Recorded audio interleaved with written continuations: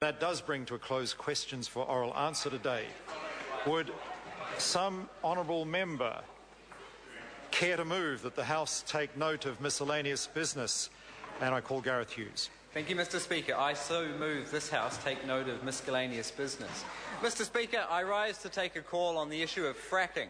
I want to talk about fracking in Taranaki. I want to talk about the Parliamentary Commissioner for the Environment's investigation into fracking, and I want to talk about why the government needs to put in place right now a nationwide moratorium on fracking. Mr. Speaker, only several hours ago the Parliamentary Commissioner for the Environment announced she was upgrading from a scoping report to a full-blown investigation into the subject of hydraulic fracturing in New Zealand.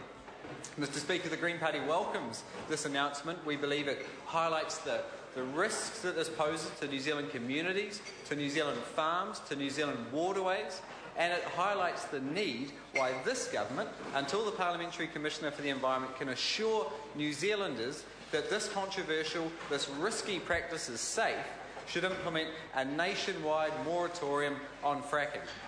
Hydraulic fracturing or fracking is the practice of pumping large, ginormous quantities of water, sand and other toxic chemicals down a well, sometimes horizontally, the purpose to fracture the rock to get the oil and the gas. It's right that the Parliamentary Commissioner of the Environment has launched an investigation. It's appropriate, it's needed. Yet when it comes to fracking, Mr. Speaker, we see this government has its head in the sand on the issue. They've been blinded to the concerns of everyday Kiwis, farmers, communities in Taranaki. They've been blinded by the misguided approach to economic development this government's adopting. When it comes to the plan for the country, this government only response is cut it, drill it, mine it, sell it. That's the only ideas this government has for the environment, for our economy, to try and lift our kids out of poverty, to deliver prosperity. I asked Minister Healy a few weeks ago what it would take to justify a moratorium on fracking in New Zealand. I asked the Minister, would it take Kiwis getting sick? And he said no. I asked, would it take communities, and we've seen 5 councils across the country in only 6 months call for moratoria at the national level, and the Hawke's Bay Regional Council calling for investigation. I asked the Minister, what would it take to justify a moratorium on fracking?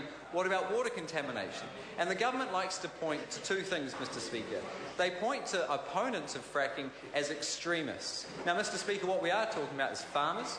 We're talking about everyday Kiwis in some of our small towns across the country. We're talking about our regional councils. We're also talking about the allegations that fracking has been well regulated and conducted safely in New Zealand. On this point, Minister Healy is misleading the country, he's misleading the House, because what we've seen in Taranaki is a series of well blowouts. What we've seen is toxic chemicals including benzene, ethylene, xylene, the controversial BTEX chemicals featured in the film Gaslands, enter the environment, contaminate the water table. We've seen numerous consents being breached. Mr. Speaker, this is why we need an investigation by the Parliamentary Commissioner for the Environment into this, because the way we've conducted has put Kiwis' health at safe. The water contamination has exceeded Ministry for the Environment safe levels. Mr. Speaker, it's not even fit for irrigation or stock use, the water we've seen out of this deplorable, risky, controversial practice of fracking. In the last week, we've seen a new report released by the Colorado Public School of Health, where residents near fracking wells experienced more likely serious health problems, even cancer. We've seen reports from Blackpool, from Switzerland, from Ohio, linking increased seismicity or earthquakes to the practice of pumping these huge quantities of fluid down to where active fault lines already exist. And in seismic Canterbury and seismic New Zealand, this is a significant concern, and the reason why so many of our councils are calling for a moratorium. Now, Mr. Speaker, this is my challenge to the Labour Party, because the Labour Party is calling for an investigation, but there it stops. They acknowledge the concerns, but they refuse to call for a moratorium.